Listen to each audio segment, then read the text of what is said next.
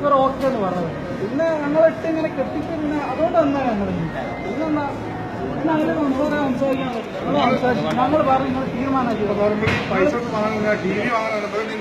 നമ്മൾ കോടതിയിൽ പോയി കാര്യമില്ലല്ലോ.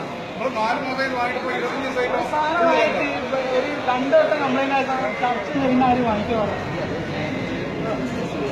അല്ല ഇവര് വിചാരിച്ച നമുക്ക് ചെയ്ത് തരാൻ പറ്റും. ഇവര് ചെയ്യുന്നില്ലാന്നുള്ളൂ. ഇവരൊന്ന് പുറത്തുനിന്നാണെങ്കിൽ വേറെ ഷോപ്പിൽ നിന്നാണെങ്കിൽ ഒരു മാറ്റി തരും. അന്ന് ഓർക്കതിന് ഇതുണ്ട്. ഇവര് പറഞ്ഞെന്താ പറയുക, ഞങ്ങൾ ഓൺലൈൻ ബില്ലിംഗ് ആണ്, ഞങ്ങൾക്ക് അത് പറ്റൂല, അങ്ങനല്ല ഇങ്ങനല്ല. അതിനെന്താ ന്യായമല്ലേ? 6 മാസം അഡീഷണൽ വാറന്റി തരണേ. ഈ 6 മാസം കഴിഞ്ഞിട്ട് കടന്നു കഴിഞ്ഞാൽ ഇതിന് ബില്ല് 25,000-30,000 രൂപ. ഒരു 5,000 രൂപന്റെ സാധനം വാങ്ങി കഴിഞ്ഞാൽ അത് നന്നാക്കാൻ പോയി കഴിഞ്ഞാൽ വില വരുന്നത് 10,000 രൂപ. അതിലെന്താ കാര്യമില്ല. അപ്പൊ ഞാൻ ഓരോട് പറഞ്ഞേ ഞങ്ങൾക്ക് ഈ ടി വി വേണം, അതല്ലെങ്കിൽ നിങ്ങൾ വേറെ ബ്രാൻഡ് ടി വി താ, അതല്ലെങ്കിൽ കാശ് റീഫണ്ട് ചെയ്യും.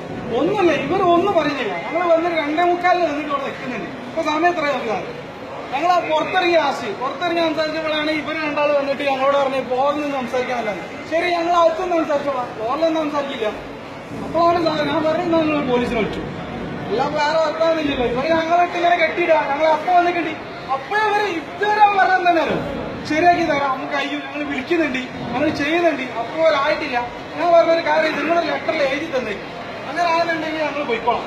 ഒരു ലെറ്ററിൽ എഴുതി തന്നിട്ട് ഒരാഴ്ച കൂടി ഞങ്ങൾ കാത്തിക്കാം, അല്ല 5 ദിവസം കാത്തിക്കാം, ഒരു മാസം കാത്തിക്കാം. ലെറ്ററിൽ എഴുതി തന്നെ ഞങ്ങൾ പോയിക്കോളാം. ഒന്നും ചെയ്യാതെ